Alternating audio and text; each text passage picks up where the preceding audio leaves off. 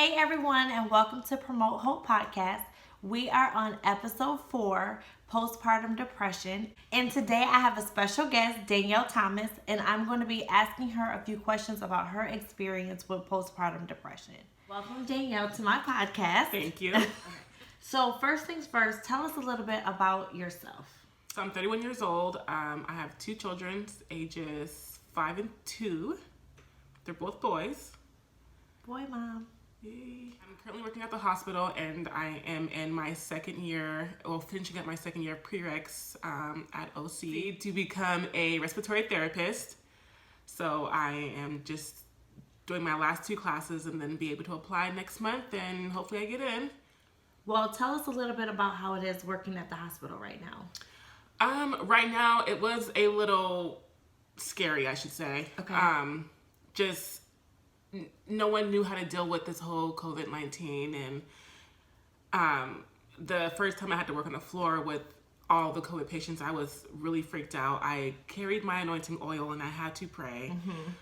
Even though we had masks, it was not always... You still didn't feel safe? Yeah, I didn't feel safe, and it was just some things that people were making for us out in the community. So it was a little scary, I'm not gonna lie. Now, a few months in, I'm just super careful all the time. Okay. Make sure I don't bring anything home to my kids. And how do you do that? Do you wash your hands, change your clothes before you get them? I don't change my clothes, but I do wash my hands. And as soon as I get home, I jump in the shower. Okay, so as women, we go through so many hormonal changes. We go through so many life changes. We go through our cycle. We go through menopause. We go through body changes. You know, when I had 3 kids back to back, my body is not the same as what it was, you know, when I first started. I started out, when I had kids, I was 130 pounds. And now, I ain't gonna say, but whole body change, breast different, body different. When titling this, I was asking, should I title this postpartum or postpartum depression? Because postpartum, you were telling me a little bit about what postpartum is. So share with us a little bit about what postpartum is on its own. So, for me, I feel like postpartum is like body-wise. Like, you know, you see girls saying, oh, I'm 9 weeks postpartum, and they show you like the difference of their bodies or whatever. I don't know. After they've had the baby. After they have the baby. Right. Okay. So then when we add postpartum depression, where does that, how do you feel about that? For me, postpartum depression and postpartum is 2 different things. That's just how I look at it. Postpartum depression is like how you feel after you have a baby. Your mood swings, what you think, how you think. You know, you're crying, you're frustrated, you don't know what to do. So more of the emotion part rather than just the physical part. Yeah. So how old were you when you entered into postpartum depression? So I got pregnant at 25 and I had my son at 26. When after I had him, we stayed in the hospital for 24 hours and I felt fine. You know, I felt fine. It was the moment when I got home. I remember this moment like it was yesterday. It was like the moment I got home and he was still in his little carrier. So I took him out and I put him on the bed. And it was like this big old bed and this little baby. And I'm like, what do I do now? Like that feeling of like, I'm a new mom overwhelmed, or an unnatural feeling that you wasn't expecting? Yeah, I just didn't know what to do. I'm just like, okay, I have this baby. What's the next step? Like, what do I do now? And I know here in Washington, they have like these women who come, and they just ask you like, oh, how are you feeling after the baby? And they give you papers, and they say, if you feel like this or like this, you know, call. And then they kind of come and like, after you have the baby, they come and they check on the baby and stuff like that. Well, she gave me this paper and it said, if you feel like this, like your doctor gave it to you? No, it was just like this woman who came out. I don't know what she was, just this woman that came out.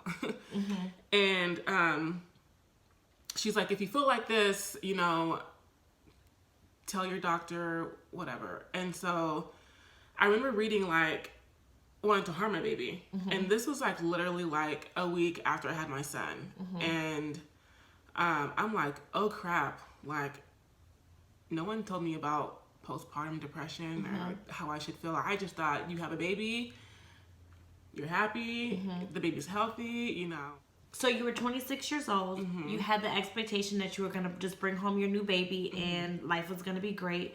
When did you know you were experiencing something that was outside of pregnancy? Because, you know, outside of the norm, because when we come home, how was it different for you? What separation happened when you got home? How did you know that this was what was going on? Did you look at the paper to find out, or you just knew something was off? Yeah, so I had 2 other people who were pregnant at the same time as me, and we had kids like literally like back to back. And I remember we were celebrating my mom's birthday party, and I was looking out the window because I was talking to someone who was coming into the party, and I was looking out the window, and my mind instantly thought like, ooh, what if I would have dropped my baby down there, you know? And so I had called up a friend who we were pregnant together, and I was like, hey, are you feeling like this? Okay. Like, is this normal? And she's like, she told me like, she's like, no, I'm not feeling like that. And I'm like, oh crap. So I'm like, okay, you're not feeling like this. And we literally had a baby like a month apart, but I'm feeling like this. And I called my cousin. I'm like, hey, were you feeling like this after you had your baby? And she's like, you know, yeah, I was really, I was crying a lot, but that only lasted 2 weeks. And I'm like, okay, well, I'm like a month into my baby. And So I'm you were like, a month. Okay. so I'm like, you know, I just kind of let it ride. And after a while, like my thoughts started to get like bigger. Okay. And like more scarier. Okay. And so finally I told my mom, I was like, Mom, like, hey, this is how I'm feeling, whatever. Okay. And she was like, oh, you know, that's normal. And I'm like, okay. Okay. So we went to the doctors, and I told my doctor, who she's been my doctor for like years, so I was really comfortable letting her know. So I told my doctor, and she prescribed me, I think it's called like serotonin or something like that. Okay. And first I was like, I'm not taking no medication because I don't want this medication to alter my mental status. So what was the medication supposed to do? Kind of like, I guess, get my hormones back in balance. Okay. Because my hormones was like, obviously after you have a baby, everything is like not balanced correctly. Okay. And so I was told to like work out to get my balance back, to my, you know, the hormones back together, work out, and laughing was good or whatever. But I'm like, I don't feel like doing anything. Okay. Like I didn't feel like doing nothing. Like, you know, if I had to get up and do anything, I just did not want to do it. I didn't, like, I wanted people to come over and like, but then I was like, after a while, I was like, okay, you guys can go. What was your relationship like with the baby? It's so weird because like does postpartum separate you from your feelings with your baby? It can. And for me, it didn't. Like I knew I didn't want to hurt my baby. Like that was a known factor. Like I did not want to hurt my baby, but the feelings kind of were so strong, if that makes sense. They were so strong. It was like, when somebody told you like, oh, I see people, I hear voices, like, and you be like, no, you don't. But I didn't hear voices, but the feeling of do it was like super, super strong. Yeah. Yeah. And so, you know, people are like, oh, I love my baby at first sight. And no. I didn't have that connection either. I was like, no, it's not like I didn't hate him, but I'm like, I didn't love, like I just met you, you know? But but I knew that I did not want to hurt him. And I loved him, you know, after like a month or so into it, like, you know, like, this is my baby. Yeah, I love him. So when the feelings kept going stronger and stronger, I was like, oh Lord, something has to happen. I need to talk about this. And so my mom said, you know, like, the best way to do it is like, write down your feelings. Okay. So journaling? Yeah. So she bought me this journal, and I would write down my feelings. I'm like, okay, 2 weeks ago I felt like this. Okay. I had to cry. When I was, you know, getting ready to write my journal, I would write my journal like, this is how I'm feeling. And then I would look back and like, okay, 2 weeks ago, this is how I felt, and I don't feel like this right now, you know? And so, honestly, I would like always like thank God, like, thank you for helping me do this. Sorry, like, I just, this is... It's okay. I was like, thank you, Lord, for like helping me through this because it was tough. And like I said, I was pregnant with a couple of people, and just seeing them how they acted with their kids, I was a little jealous because I didn't feel that way. And you didn't expect postpartum to come. Exactly. Did anybody tell you about it before? And the fact that I had a sister who had a baby years ago before me, I don't think she ever felt like this. So I didn't. Okay. It wasn't talked about. My doctors never talked to me about it. All they say is, if you feel like if your baby's crying and you want to shake him, like they just talk to you about shaking baby syndrome. Okay. And that's all they, that's as far as they go in the hospital. So I didn't know anything about postpartum. Well, when I was pregnant with Jada, the last one, that pregnancy took me out because I didn't want to be pregnant. Mm-hmm. I didn't want the pregnancy. I was at a certain place in my life. It was a surprise. We weren't planning. I'm big on planning and knowing my life. And so when I found out that I was pregnant, I was like, okay, my life is over. I'm about to get back. I just joined the gym. I just start doing things. But the depression part was starting to take over me. And when you shared about the voices you hear and how people think that's not real, well, I used to think that depression was like, right. When we are in church and people are like, oh, you're dealing with depression, I'm just like, oh, that ain't a real thing. People are just trying to claim that spirit and stuff. But when my life was going upside down, especially with that third pregnancy, not expecting it, not knowing how I'm going to feed it, I don't even want it. And then dealing with the feelings that I don't even want this baby. Like, I love Jada. I love my kids. So how could I say I don't want my child? Like, so I was feeling guilt. I was feeling all these feelings, and all these feelings mixing in a mixing pot. I start feeling depression come over me. And so journaling was the way that I had to get myself to, because I was feeling all of these emotions. And when I would tell people, they would like downplay what I was feeling. Like, oh, it's such a blessing. There's so many people in the world that can't get pregnant. There's this, there's that. And they were throwing all of these, but I couldn't control how I was feeling. Yeah. So that's one thing about the church. Depression is real. Whether we want to believe it or not. And it's not about, get over it. Yeah, and get over it. You know how they say, like, don't speak that into your life. Well, I'm not, but this is real. Yeah. This is how I'm feeling. And yeah, for a while I'm just like, I didn't want to tell anybody how I was feeling, because it was kind of embarrassing, because like you said, it's like, oh, he's healthy and people can't have kids, and then you see people on Facebook trying to have a baby and they can't. And I'm telling you, I literally prayed to God. I was like, Lord, why did you give me this baby? Like, if you knew I was going to go through A, B, and C, why would you feel the need to give me this baby? Because I feel like at the moment that I could not take care of him the way that he needed. And I remember at one point, I told my mom, do not leave me alone with this baby. Like, literally, like, if you go somewhere, we're going with you, or you take him with you.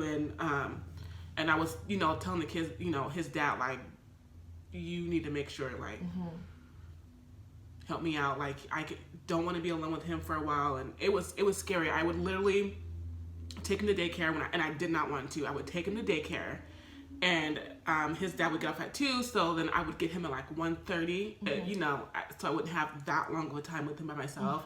And then I knew, he was going to come and, help me out. So how long would you say that you had to go through this process? Oh my gosh. I felt like I went through it for at least 2.5 years. Oh my gosh. And because I wasn't adequately taking my medication like I should, because I just felt like, oh, I've been good for like 3 weeks. I'm fine. Okay. But then my doctor was like, do not stop. Like, if you're going to stop. What happened after 3 weeks? All of a sudden you're back to square one? Yes, because I stopped. She was like, do not stop the medication. If you want to stop, you have to go down in dosage. So I think I was taking like 2 tablets a day or whatever, or 1. And if I wanted to wean myself off, I would have to take half a tablet. Okay. And then after that, take one every other day to kind of wean myself off. And I didn't know that. So I would take it and then stop all of a sudden. Okay. So 2.5 years is how long you felt like you went through this process? Did you ever go to therapy, counseling? Did you ever use those sources, or what was some resources that you did? I know you said journaling. Yeah. So you just used your family? So my mom, I think, and the doctor was like, you should go see a therapist. And I'm like, I'm not seeing no therapist who ain't never been through this. It's not feasible for me to talk to someone about something that they have no clue about. You can shake your head and you can say, and you can say, I get it, and you can say you're sorry, but you have no idea the feelings, the thoughts, the fight with myself that I had to go through, to get over this or whatever. So I'm like, I'm not talking to nobody. I don't mind like talking to family and friends about this, but as far as talking to a therapist who has no idea, and my mom didn't have no idea either. Yes, but she's more of a safe place. Right. And neither did my friends, but it just felt better than talking to it. While you were going through the process, did you ever feel like, why me? Why is this happening to me? Did you feel like tell me some of your feelings toward yourself? Yeah. So as I'm like going through this process, I was like, Lord, literally like, why me? Like, I was happy when I was pregnant. My pregnancy was good. Like I didn't have any issues. I didn't have any complications. So everything for the 9 months was great. So when I end up having the baby, I'm like, Lord, why me? Like, why are you giving me this baby who I'm supposed to take care of? But I'm having these feelings of wanting to hurt him, and And you said the feeling started when you got home from the hospital. While you were in the hospital, you were good. Yeah. But then when you got home, so all of a sudden, I remember so I was really like, I want to nurse. I want to, they always say skin to skin was the best thing. So I remember taking a bath, and because I wanted to do skin to skin with him. So I was taking a bath, and I remember I wanted to just put him in the water, and I'm like, I thought that, and I'm like, oh no, I need to. So I got out of the bath, and I don't know, but I just remember like, this is not okay. Like, it's very stressful. And then after a while, that is very stressful. After a while, I wanted to commit suicide. Because it wouldn't go away, or what? Yeah, because it wouldn't go away. It wouldn't go away. It was just like these strong feelings of like, do it. So I mean, it's scary. It's scary. My mom was at work all day. She worked in Seattle, so I didn't have anybody else like my sisters, because they weren't living here at the time. So I didn't have anybody else to like, here's the baby, like. Now, was your baby a very colic baby, cried baby, or was he a good baby? Nope. Did he give you any issues that made it a little harder? Nope. Or? And that's what I didn't understand, because he was such a good baby. He was such a good baby. He did not cry. He was a very good baby. So I was super confused on why, I was feeling like this. And did your doctor tell you that it was like a chemical imbalance? Okay. So you just don't know there's nothing you can do. You just don't know if it's going to happen. And even with my second son, I was like, here we go again. Okay. Except for with my second son, it was in the beginning of my pregnancy. Okay. So 3 months out of the 9 months, I was depressed. Okay. I was like you, I did not want him, and it wasn't planned, but I remember I was looking up ways on how to to get rid of the baby without doing something crazy. Yeah. But I was depressed for 3 months with the second one. And then after a while, I just kind of snapped out of it. Okay, so when you say snapped out of it, is it a choice that you just have to make? You just have to work hard at, when you have those thoughts, shutting them down? Or how would you say you can snap out of it or get your mind, when you start feeling that way, did you run immediately? How did you get your mind positive? Well, with my first one, there was no snapping out of it. Okay. I literally had to pray a lot, write down my feelings a lot. And talking about it kind of helped me out. Even though I'm pretty sure my friends was like, girl, you talk about this, but literally talking about it helped me out a lot. And writing down my feelings, like I said. With the second one, when I was pregnant, I don't know. I just kind of snapped out of it. Like, I'm not doing this. yeah, I'm like, I'm not having another baby and I'm not going through postpartum all over again. What would you tell someone who wanted to have a baby about postpartum depression? Education. Educate yourself. Seriously. That is the best way. It's scary, but don't let that be the reason why you don't want to have a baby. I'm not sure of the percentage of women who have, postpartum depression. But don't let that be a reason why you don't have a baby. Okay. Because you get through it. It's hard, but you get through it. Okay. And what would you say if someone was having a moment of, I want to do something to my baby? What can they do at that moment to say, should they pass the baby off? Like, what are some tools that they can do, or what are some things that they can do in that moment where they have a dark moment? I would say definitely if you have someone else to help you take care of the baby, pass the baby off. If you don't, I suggest you to put the baby in a safe place, go outside, get some fresh air, and pray. Like, prayer is very helpful. Write down your feelings. It's really hard being a single mom and having to go through postpartum depression. So I would definitely say get you a ring of people who you can depend on and who can help you, because you're going to need that. How did you feel when you would talk to people and they didn't understand, or they couldn't slap fives with you or say, I get it, girl, and I've been through that? How did you feel being the only person dealing with it? Did you just have to not care, or I gotta get it out anyway, or? Okay, so I shouldn't say that my ring of people didn't understand because they didn't go through it. But I have family back in Illinois, my cousin, who we talked on a daily basis. Okay. Because our kids are like maybe a few weeks apart. Okay. So she had postpartum with her second one, and then she had postpartum with our kids that are the same age. So I reached out to her every single time. I'm like, girl, this is how I'm feeling. This is how I'm feeling. And I remember I posted on Facebook, and one of the girls from church reached out, and she was like, I felt the same way. So she kind of gave me like some pointers. And yes, the pointers help.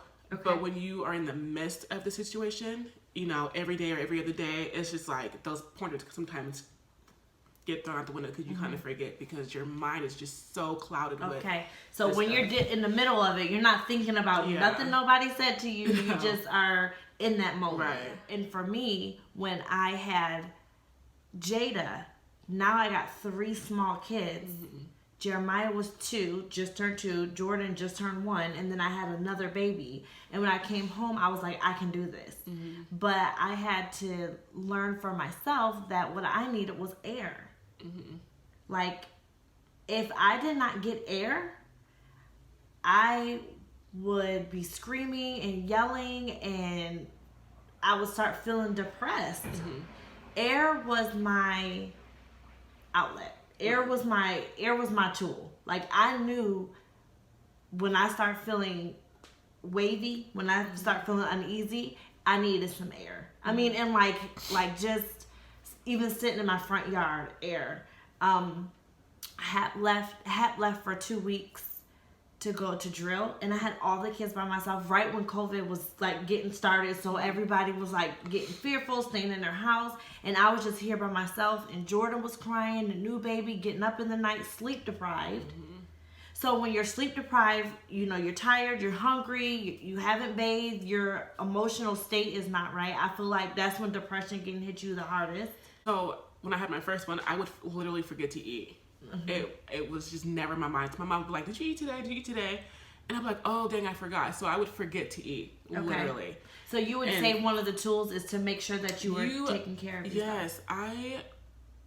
At my baby shower, I got a card, and it said, take care of yourself before you take care of someone else, because if you don't, you're just not in the right mindset. So I would definitely say take care of yourself. If that means go get your nails done, take a shower, go for a walk, you have to take care of yourself. Otherwise, you're just no good to your kids. And you're saying when you got that card, take care of yourself before you take care of somebody else. But, we don't look at our kids as somebody else. Right. You know what I mean? We will do everything for our kids first. Right. I still struggle with that. Yeah, I do too. But I'm learning, my kids are 5 and 2. So I'm like, I need space, you guys. Now they're old enough, at least my 5-year-old's old enough to know, I tell him, Xavier, I need space. I need to be left alone for a little bit, because even though I'm not going through postpartum anymore, thank God, my kids are still clingy and they want to be on me, and that's all good and dandy, but sometimes I need my space. So, like I said, if you're feeling self-care is so very, very important. And I didn't realize how important it was. Because like I said, I wouldn't eat. I didn't care what I looked like or anything. So you would say, put the baby down and make yourself nutritional something. Yeah. Do something. Do something for yourself, Do something. Go take a walk. Go take a walk is bomb. So what I want to end with is, how do you feel now that he's 5, so that was 5 years ago, and you said 2.5 years ago. How do you feel now that you've overcome? Do you feel like I want to share it with the world? Do you feel like, how are you feeling now? My mom and different people would say, this is going to be a testimony. And as hard as it was to go through it, I'm kind of glad I did, because a lot of people don't share their feelings after having a baby. Okay. It's not always going to be peaches and roses. It's not cute outfits. It's not about cute outfits. It's not about, it's hard. It's a lot of work having a baby, and I had to try to juggle I think he was 3 at the time, a 3-year-old, trying to go to school and working 12 hours shift 3 days a week, and trying to juggle all that. And trying to give them the best food and all that's gone out the window now. I'm like, here goes some goldfish and be done. Basically, but you want to try to give them the pressures of the world, and we can talk about that another time. But the pressures that we put on moms to nurse and to give them organic and to make sure they're doing this and that. By this age, they need to be eating by themselves. So you're trying to keep up with that, keep up with the media. Yeah, definitely. I was definitely pressured a lot, and I was a little sad when I couldn't breastfeed, but I was like, here's some formula. Yes. Here you go. Yes. But I'm glad I went through it, because I would love to be able to help someone who's going through it or battling it and stuff like that. I actually met a girl who was going through it, and when I was telling her my story, she had hit me up on Facebook, and she was like, oh my gosh, thank you for sharing that, because I thought I was the only one. So postpartum is real, you guys. It's real. You're not the only one who's going through it. Can you have a mild case? Can you not have it so severe? Can it still be, So I think there's 3 forms of postpartum depression. So you have the baby blues. Okay. Which some say lasts a few weeks. Okay. And you're just crying and stuff like that. With all my kids. And then you have postpartum depression. Okay. Which is what I had. Okay. And then you have postpartum psychosis. Okay. And that's a hard one. Okay. I had a coworker who said she had postpartum psychosis. Did she have to be separate from her baby? I don't think she had to be separate from her baby, but I told her that I was going through it, so we kind of talked to her in there. But I'm saying, if you have any of these depressions, seek help. Call your doctor? Call whoever you're close to. Okay. Seek professional help any way you can. Okay. Any way you can. Because talking about the feelings is actually a help. It's the help. You talking about your feelings made you feel better, or it didn't do anything? It made me feel better to that, in that moment, yeah. Okay. In that moment. But I educated myself on postpartum depression and postpartum psychosis and all after other the stuff. fact? After the fact, yeah. Okay. Because I didn't, So after the fact, after I had my first son, I would YouTube and try to find different sites where moms were talking about Okay, so like what a mom's they've been group. through and stuff like that. Mm-hmm. So getting connected and plugging into a source. Yeah. Joining a mom's group, and asking questions. Mm-hmm. So when I had my children, I would brush off the nurses. They would be like, if you need anything or have questions, I would just be like, oh, I don't gotta ask nothing. Right. The doctor, she told Hap, she said, Hap, if she starts like staring off or refusing food or not smiling as much, make her call the doctor. Mm-hmm. But I was like, I'm not trying to do Right. that. Like, you know, that'll never happen to me. That'll never happen to me. That's not even a real thing. Right. Until you have a baby. Yes, it's real. And I feel like a lot of the Black culture wants to always eliminate what you shouldn't feel like, what you should feel like. Or this don't really happen for us. This doesn't happen, and it does happen to everybody, all races. Yeah. You know. Hormones is hormones. Yeah, and you know, once you have a baby, you're in balance. Everything's wacky. So yeah, seek help. If you don't have help around, you know, your family or community, seek professional help because you're gonna need it. What if somebody is afraid to seek help? What would you say? It's better to seek help than to do something that you cannot take back. Okay. I'll take that. I'll agree with that. Yes. That's definite. That's deep. Yes. And I'm really glad that I was not scared like that to tell my mom. Okay. Yeah. So like you weren't alone. You may felt alone at some times, yeah, I mean, but you had alone. But I was outlet. like, let me go ahead and tell her how I feel now. Okay. Because if I hurt my baby, and I can't take that hurt back, then that's gonna be a whole nother type of depression that I'm gonna have to face. Is there anything else that you want to share about anything that you've experienced? So, as I was pregnant with my second baby, I prayed. I was like, Lord, I refuse this postpartum depression. And so I was talking to one of my coworkers who took their placenta and made it into encapsulations. So I got hooked up with this lady that was in Washington, and she came to the hospital the day I had my son, my second son, and she took my placenta and she encapsulated with, you know, and then I was able to take those because from what I read, it helped with like postpartum depression. It helped with your milk production and just other various things. Now you can take your placenta any way you want. You can just take it and like blend it up or you can cook it. I can't blend it up, sis. I can't do that. Or you gotta put it in a tablet and don't even tell me what it is. I just swallow and be done. Or you can cook it or whatever. But I end up putting in pills, and I would take like 4 a day. Okay. And you would attest to that. You would say that worked. So for me, this is not like statistics, of course, but for me, it worked. I felt like it worked because I did not have any of those feelings that I had with my first son, with my second son.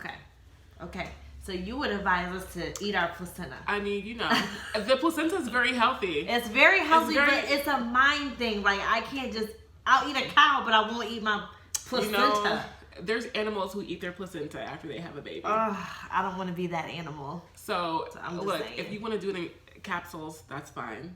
So you feel like, and then your milk production was working I was able to store a lot of milk before he was like 2 months. I was able to store a lot of milk. That's what's up. What's up. Well, I just want to thank you so much for taking the time to share what you dealt with. And, you know, my mom, she used to always tell me that where you've been and what you've gone through will always be a blessing to someone. And I did not realize that. But when you started to share your story with me a couple years ago, I was like, isn't that crazy? It's been a couple years. That's crazy. But when you started to share your story with me a couple years ago, I got to see what that looks like on someone else.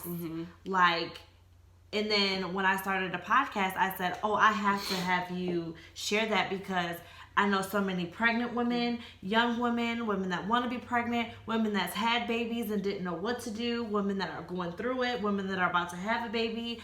And what better way that we can support our other women than to share our own story. Yeah. So I just thank you for making us cry. Thank you for coming and sharing your life with us. And I have also asked Danielle if there's anybody who has questions for her or want to talk to her one-on-one. Her email address is below, and you can email her any questions, or if you feel comfortable emailing me or texting me, let me know, and then I will shoot it over to her or send you over to her, because we're all in this together and we're fighting the fight together. So if you are fearful or you do want to have somebody to talk to and you don't think that someone understands, Danielle here is willing to be that support. So I thank you for tuning in. Thank you for being with us. And don't forget in each day to promote hope. Bye. Bye.